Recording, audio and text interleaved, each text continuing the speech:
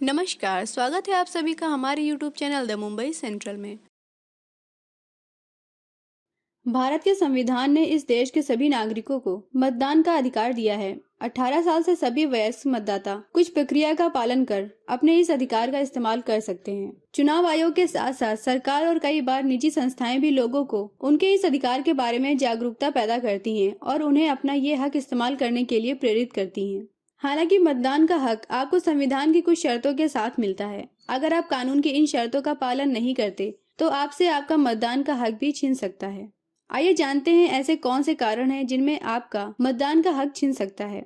देश का नागरिक ना होना। देश के नागरिक बनने की कई प्रक्रिया है। या तो आप भारत में जन्म लेने से देश के नागरिक बन जाते हैं या फिर आप कुछ कानून प्रक्रिया का पालन कर देश की नागरिकता ले सकते हैं। हालांकि अगर आप भारत देश की नागरिकता को छोड़ते हैं तो आपसे आपके मतदान का हक भी छिन जाता है। अगर आप भारत के नागरिक नहीं हैं तो आप भारत में मतदान नहीं कर सकते। मानसिक संतुलन ना होना।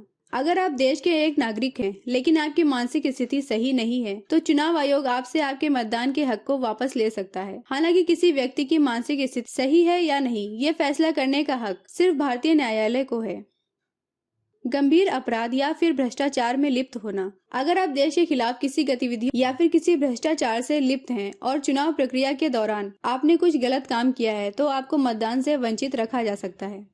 अगर अभी तक आपने हमारे चैनल को सब्सक्राइब नहीं किया है तो इसे तुरंत सब्सक्राइब करें और बेल आइकन को प्रेस करना ना भूलें।